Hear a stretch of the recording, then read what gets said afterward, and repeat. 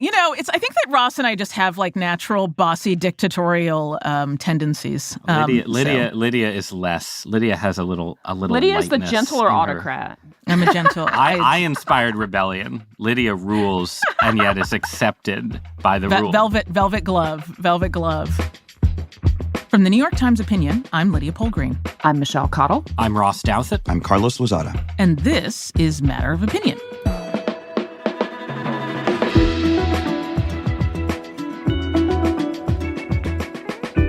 Today, we're going to talk about this week's election results, which were a stark victory for Democrats. And then later, we'll get into how this compares to some pretty negative poll results that Joe Biden got. Okay, so there was a big election on Tuesday, and we're recording this bright and early Wednesday morning. It's an off-year election. Off-year elections aren't always super exciting, but this one, I think it's fair to say, was pretty exciting. And to break the fourth wall, we'd planned on talking about something else this week, but it was so interesting that we pivoted. Pivot. And I think there'll be a lot of talk about pivoting in this episode. These were local and statewide votes, but a lot of them hold national significance on some really big issues, especially for the Democrats, who have been pretty glum lately because of the polls that we've been seeing. So before we dive in, let's just quickly each say, what's the big thing that you saw last night that you want to talk about? Michelle, you want to go first? Oh, I want to talk about reproductive rights, baby. All right. This may not be a big thing, but I was interested in how the results might say something about the sort of exhaustion with straight-up culture war battles. Yep. Good one. Ross? I'm interested in disagreeing with I'm interested in talking about both of those questions, but to add something extra, maybe we can talk about the strange death of Republican Governor of Virginia, Glenn Youngkin's presidential ambitions, if such things existed, which is an open question. A lonely nation of never-Trumpers turn their eyes to Brian Kemp. Not gonna happen. Lydia, you? Now I'm getting ahead of myself. Getting ahead of myself here. So I want to talk about all those things. I'm particularly interested in the dog that doesn't hunt, meaning transphobia, which I'm happy to talk about as well.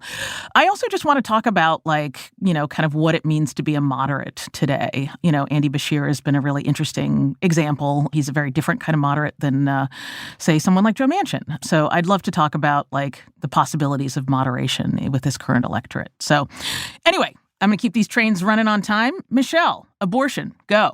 Yes, ma'am.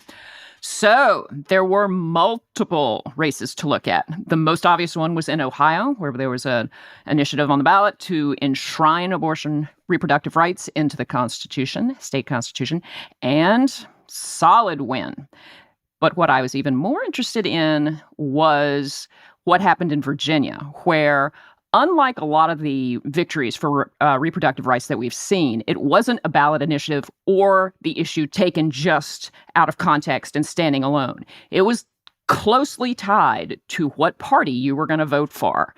And in this case, Democrats made it the overwhelming number one policy issue, and Republicans got beaten in both houses of the legislature.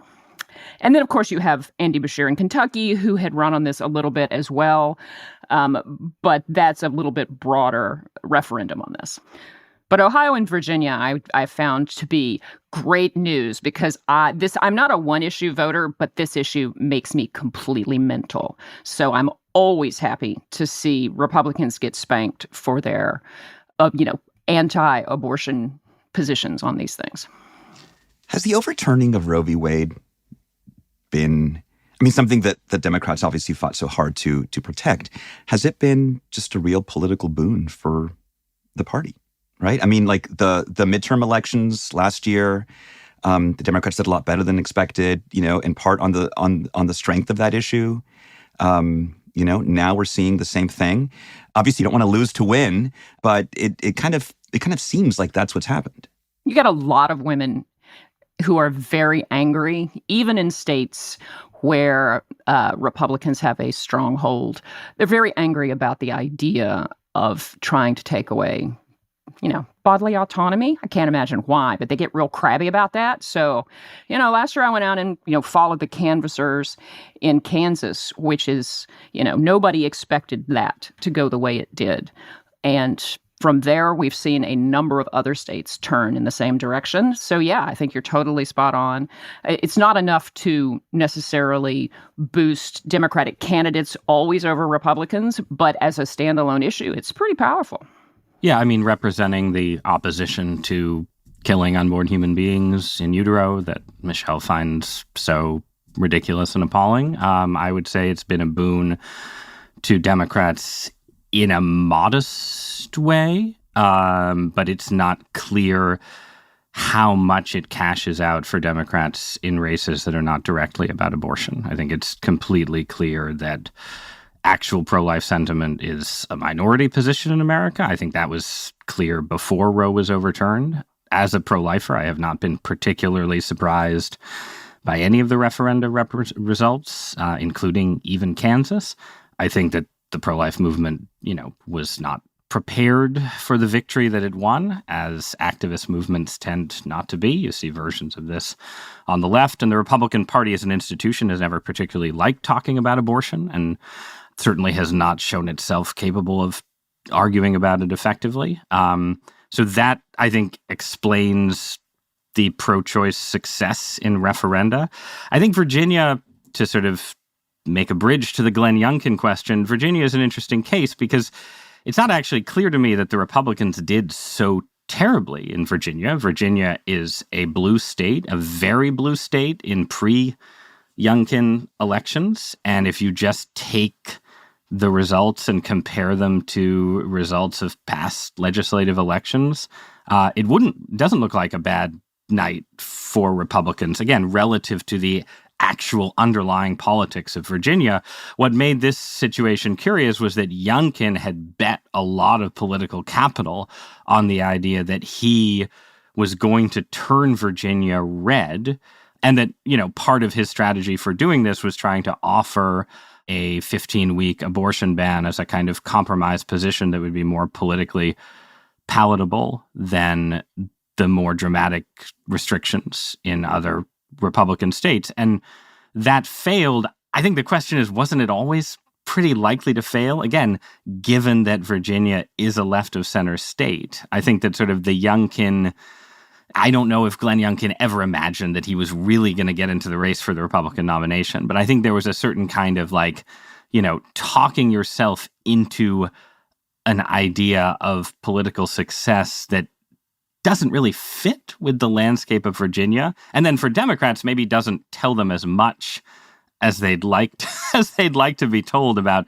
how their success in Virginia would translate to other states in 2024. Well, I mean, I think that what's interesting, and I want to stay on Youngkin, but just quickly on the bodily autonomy abortion question, I think that what seems to be emerging for me is that there was a compromise position on abortion, and it was Roe, and the effort to kind of move the goalpost and make the compromise position 15 weeks isn't working, right? Like there was already a consensus on what that compromise should be.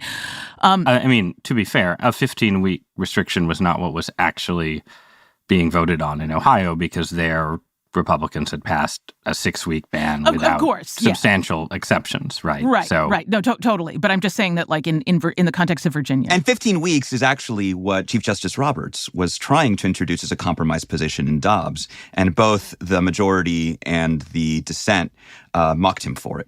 Yeah, no, I think that's right. But I also wonder if there isn't, just sort of broadly speaking, questions that people have, especially given the kind of extreme turn that much of the right has taken on some of these questions, of how much you actually want government involved in your personal decisions about your body and your, how you raise your children and things like that. I think that there are bigger questions. Anyway, I want to come back to Youngkin because I think, he's a fascinating figure, the gentleman from the Carlyle Group with his red vest.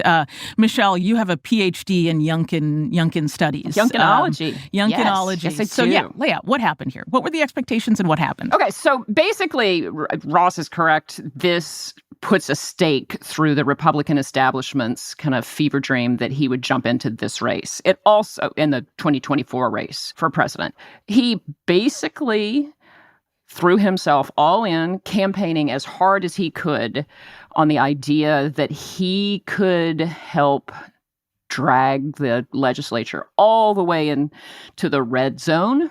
And he put a lot of that also into trying to argue that his was the reasonable compromise position on abortion. Overall, his message was that he was a common sense, future-looking, progress-oriented, bring people together Republican, and that's what his party is all about. This is what he was trying for. And he's not on the ballot, so it's not a direct reflection upon him, but it was not enough to overcome what Democrats spent so much time and money doing, which was making this a referendum of sorts on abortion. That was the big overriding policy issue this election cycle, and it went in their favor. But I mean, Michelle, isn't this just sort of Virginia being a Democratic state reasserting itself? I mean, Glenn Youngkin won an election in a year when there was a lot of sort of temporary discontent with Democratic political measures and on COVID, right, and on schools that put him over the top unexpectedly in Virginia. And he's been popular ever since. He's an effective politician. I'm just not clear on why there would be an expectation that, again, a blue state would, just through the power of its somewhat popular governor, suddenly turn into a Republican state. Because Republicans really wanted to think that it wasn't a fully blue state. And right after Youngkin, they took, it's not that just Youngkin won. It's that all of the statewide races went red and the House went red. And so Republicans took hope from that because it wasn't a great year for them. So the question was, with his kind of genial PTA dad, red fleecy smile on top of very significantly conservative agenda, could he sell this? And he can when he's on the ballot in certain cases, and you can't run for back-to-back terms as governor in Virginia, so he can't do another test of this right away with himself, but it does not translate, and it doesn't work in the current climate. He really was hitting parental rights hard again this race. At every stop, it would be drilling down on schools and what was going on in schools. But this is not 2021. This is 2023. And Lydia and I had talked about this in an earlier episode, which is that he was still hoping to play off the parental rage from the COVID mandates.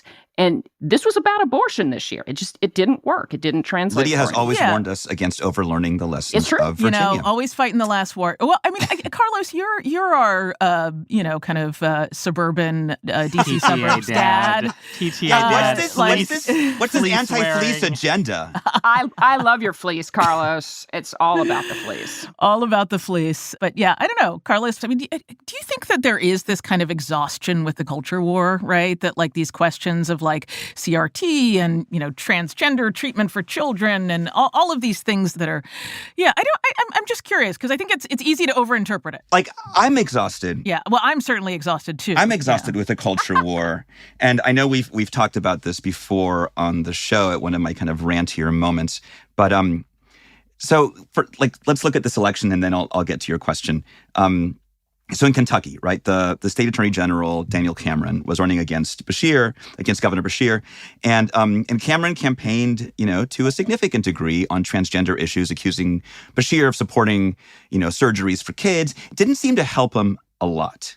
But we've talked before on the show about the possibly waning power of running straight up culture war campaigns and the debates over wokeism in the school and the like. Now, I don't take this election in Kentucky, for instance, as a sign that attitudes on those issues are necessarily changing, but I do think that their salience might be changing. Yes. And I take that as an encouraging sign as someone who sort of shares that exhaustion with these issues. I'm encouraged by anything that even remotely indicates that we're kind of coming out of that culture war trench. Now, I don't think they're going to go away at all. But I think it's harder to run a campaign even primarily based on those. I would guess is one of the things that we can take away from this election. I hate takeaways, by the way. I hate takeaways even more than I hate takes. 5 takeaways. So this is not a takeaway. This is just an impression based People on love a very rapid. Here's a takeaway, Carlos Lozada. I hate takeaways. I love them. This is what punditry is. Those who make their living, who ply their trade as book critics, can afford to avoid the takeaway. Take us away, Ross. Take us away. Those of us in the grubby business. No, as regular listeners know, I believe that culture war debates are incredibly important. They're essential to politics. And so I guess I think it's less about their salience diminishing and more about the fact that in culture war debates, Americans just have a very strong libertarian bias, right? And so in culture war debates where it appears that there are sort of enforcers of progressive orthodoxy gaining the upper hand in American society, voters will swing to the right.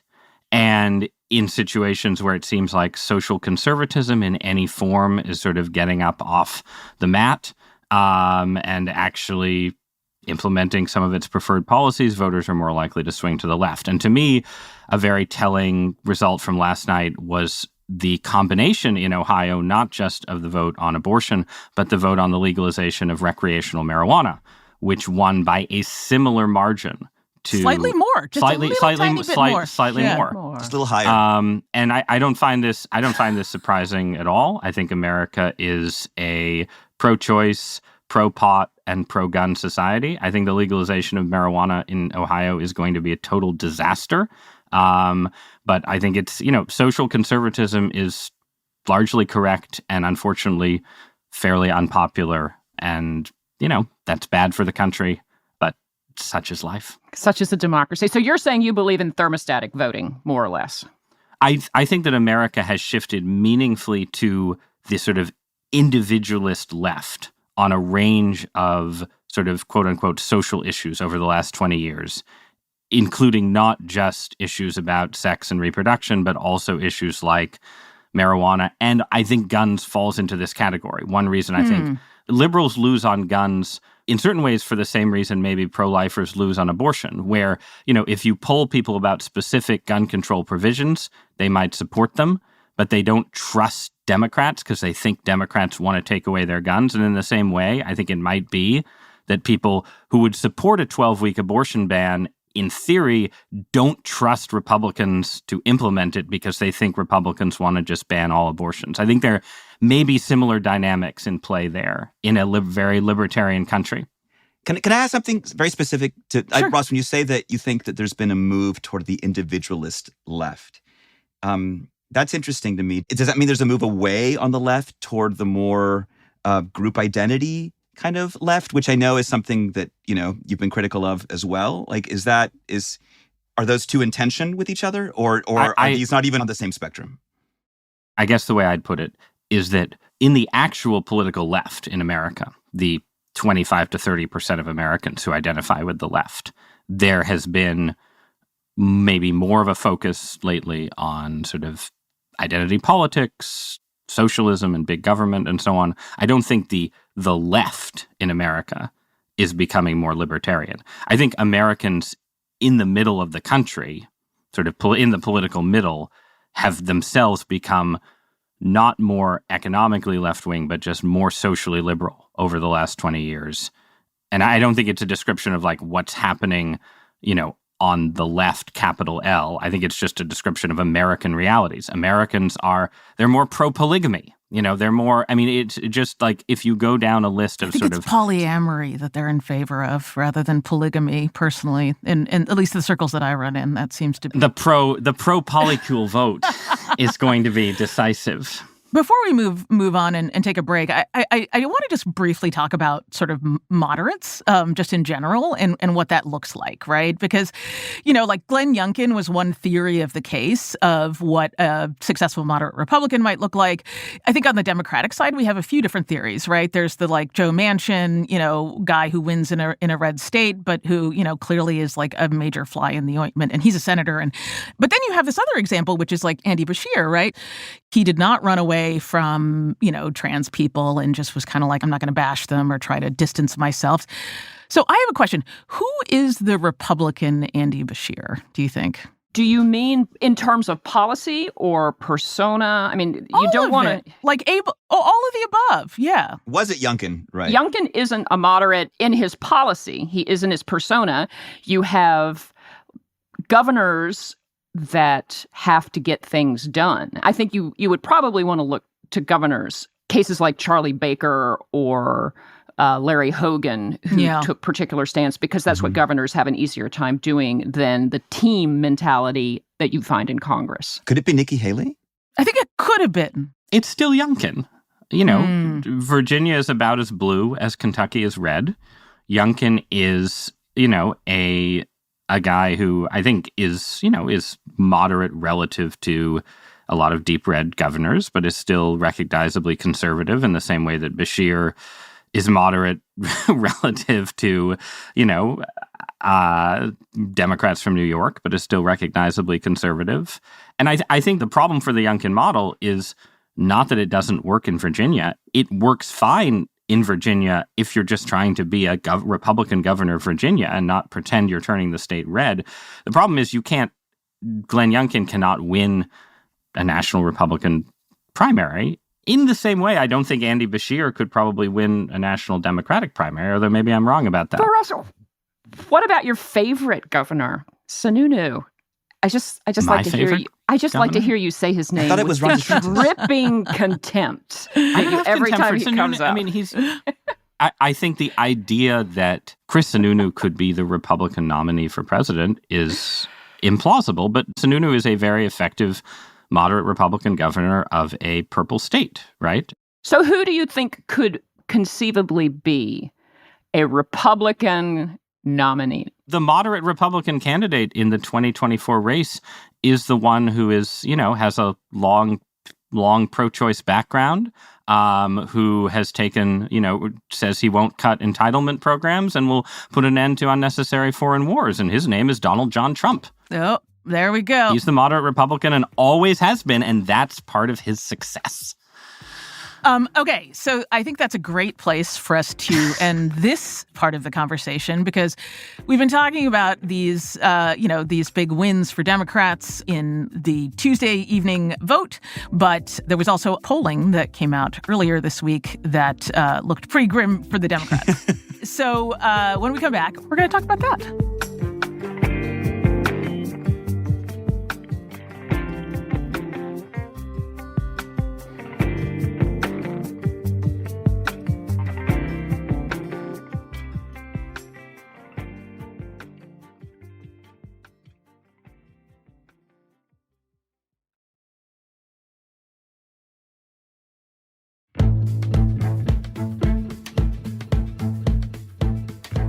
And we're back. And I'd like to compare what we saw on Tuesday with the poll results that Joe Biden saw this week, which have him down against Donald Trump and with pretty weak support among Democrats. So, Michelle, can you walk us through this, I think quite doom and gloom for Democrats, New York Times Siena poll that came out earlier this week? What did it show? So what has people freaked out is that it showed Donald Trump ahead of Joe Biden in 5 out of 6 swing states. Arizona, Georgia, Pennsylvania, Nevada, and Michigan all have an edge for Trump. And then Wisconsin is kind of the outlier. And one of the reasons that Wisconsin is a little bit different is it is the whitest state, because one of the notable problems for Joe Biden is that Trump is doing better than you would expect for a Republican among non-white voters, especially among black voters, which he's got around 20% support, it looks like, which may not sound like a lot, but for Republicans is actually pretty significant. So, as we've talked about before, when you look at polls, national polls don't matter because these elections are decided in a handful of swing states. And so people are freaking out about what it means that Trump is up in the majority of swing states. Even this far out, it has people very nervous. Does last night change any of these dynamics that seem to be shown in this poll or not? I know, dragging but us straight into rank punditry. Yeah, I know. I think not. I think that the dynamics last night, one, should confirm for Democrats the fact that there is a specific Joe Biden problem that they have. The fabled candidate known as generic Democrat does much better than Biden in those polls. I mean, it should be said, Ross, that generic that's always Republican the case, also, right? yes. Generic Republican actually cleans up, right? If only they could run. If only those Only they generic could run. candidates could run, as opposed to the real ones, right? But even actually, this poll, I believe, showed some cases where even Kamala Harris did as well or better than Biden. So I think it's reasonable for Democrats to continue to think that there are a lot of Americans who just think Biden is too old to be president, and that problem is not resolved by Democrats picking up some seats in the Virginia House of Delegates. There's also the reality that the Republican Party now is like the Democratic Party in the recent past. It's a party that has a lot of sort of low information, low propensity voters who are less likely to turn out in midterms and special elections, but who are likely to show up again in a high octane presidential contest. So those are my two takeaways for why last night doesn't change the Democrats' Biden problem. I mean, I think the other thing is that, it's going to take some crafting to make like the big signature issue that seems to be motivating people, which is abortion, a central issue. Obviously, there are things that the president can do, but I mean, perhaps his most potent message would be like, give me another senator or two, and in the House, and like we're going to get a national abortion, a law. We're going to codify Roe.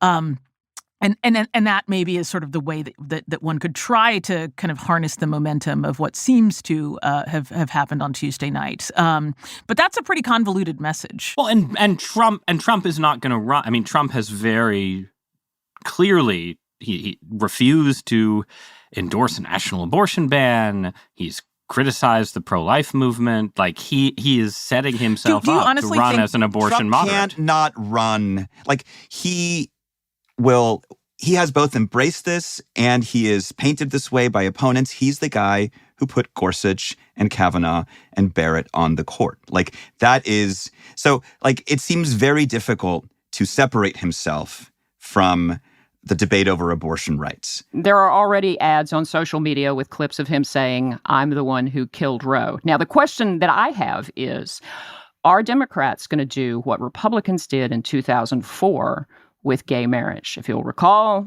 Karl Rove, George W. Bush's kind of political brain, had kind of led the charge on putting gay marriage ballot initiatives in key states in order to turn out conservative voters. Now, reproductive rights advocates are absolutely eyeing this in as many states as they can, including Florida. Yeah, I mean, I think it's really easy to imagine the voter who goes into the polling place and pulls the lever for, a pro-choice ballot initiative and then votes for Trump. These are literally the voters who voted for Trump in 2016, who voted for Obama in 2012. The sort of working class Obama-Trump voter is pro-choice, but they still like Trump, right? I mean, yeah, and Trump could say, like, I'm, like I delivered on repealing Roe, but I'm not, and now it's back to the states, and that's where it should be, and I'm not going to, as president, I will not sign a national abortion ban. That is completely consistent with his totally inconsistent, like, do whatever it takes to win, political style. I don't think that's inconceivable at all. And no one believes that Trump is actually pro-life, right? This is to my point from the last segment. I actually right? think plenty of people believe that Trump is pro-life. Well, there are people on the right, certainly, yes, who have deluded themselves into believing that Donald Trump is the, King David anointed by God Almighty.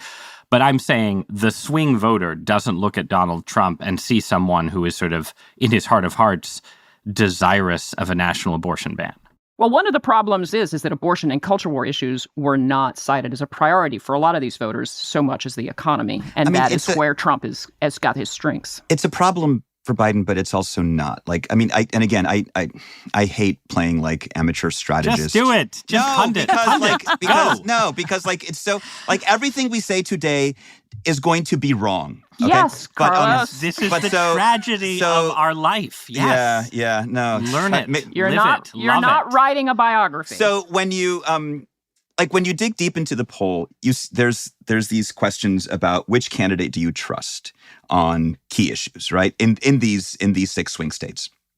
And on the economy, on immigration, on national security, it's Trump, right? Like Trump wins there. Biden has the advantage on 2 of the issues that were polled on. Guess what the 2 issues were? Democracy And abortion. And abortion. Yes, bingo. Yeah. Democracy and abortion, right? Like I see that as like a bright, blinking light for the Biden campaign. These are the 2 issues where he can most easily draw a sharp distinction with Trump. Like I said, Trump is the guy who put, who like created the conservative supermajority on the high court. And on democracy, that's not hard either. Like Trump is the guy who doesn't believe in elections unless he wins them, right? Who wants to use the Justice Department to attack his enemies, has a dictator fetish, right? So the contrast there is pretty clear. On the democracy issue, what I found interesting is that on that issue, if you look, not only did Biden have an advantage over Trump, but it was a slim advantage, but he had a significant advantage among Black voters and Latino voters, right? For Black voters, it was 77% to 16, like who they trust on democracy. For Latinos, it was 53 to 38. White voters trust Trump on democracy in those states more than they trust Biden. And so democracy, I think, offers a potentially resonant message for Biden, one that he's much more comfortable, frankly, delivering than he is on abortion. Yeah. Like, he's not a natural... I mean, he has said, like publicly, like, I'm not a big abortion guy, because I'm Catholic, but I think Roe had it right. He has really, embraced throughout from 2020, 2022, and now the democracy message, and it potentially resonates with a certain group of voters, which he can ill afford to lose. Well, here's my question, though, and I can't remember exactly. It's not a question of who they trust more. It's a question of how important that issue is to voters. And if I recall, it doesn't rank that high, which means there are a lot of issues I care about, but that's not what I'm turning out for, and it's not what I'm going to vote on. So that's what I worry about. I don't think democracy works in that way. Yeah, I mean, I guess I would say two things. Like, it's obviously, we all know it's the economy, stupid. The other thing that I think is, like, there are going to be like repercussions to what's going on in the Middle East right now, and questions of like how the Biden administration is handling the crisis in Israel and Gaza, and how that affects young voters, how that affects voters of color. I think there's a lot of road still to be played out on those questions as well. So, Michelle, go ahead and say it. That Americans don't vote on foreign policy. Yes, I know. Americans don't vote on foreign policy. Okay, guys, we're gonna have to leave it and wrap there. I know there's lots more to say, but something tells me we will be coming back to this subject. When we come back, we're going to hear from you.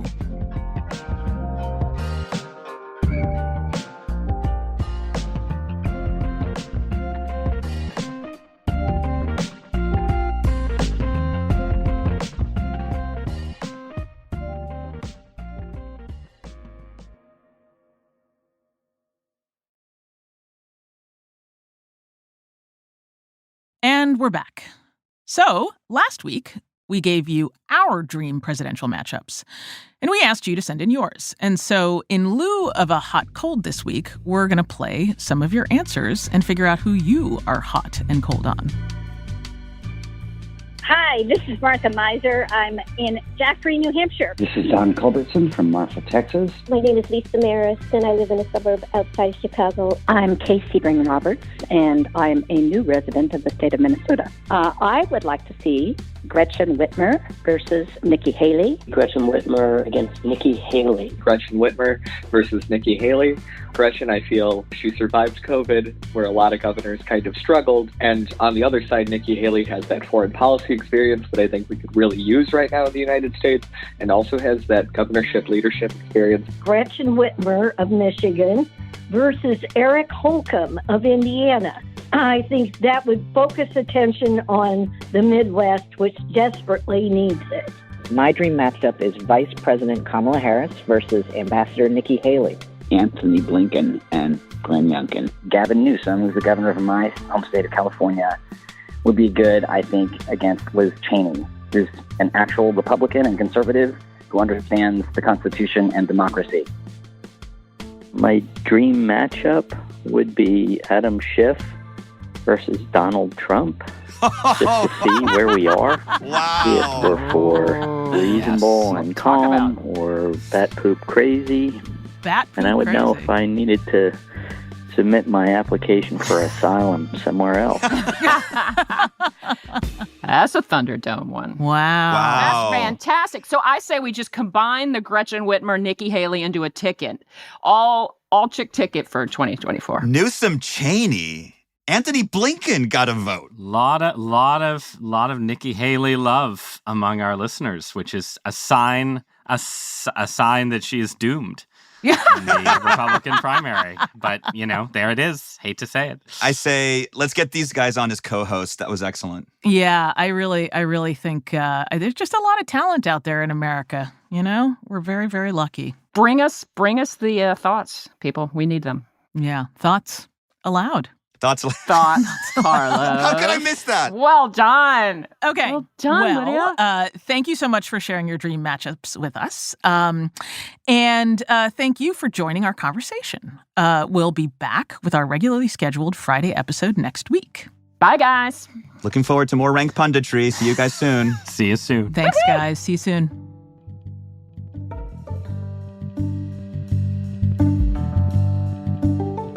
Matter of Opinion is produced by Sophia Alvarez-Boyd, Phoebe Lett, and Derek Arthur. It is edited by Allison Brusick. Our fact-check team is Kate Sinclair, Mary Marge Locker, and Michelle Harris. Original music by Isaac Jones, Efim Shapiro, Sonia Herrero, Carol Saburo, and Pat McCusker. Mixing by Sonia Herrero and Carol Saburo.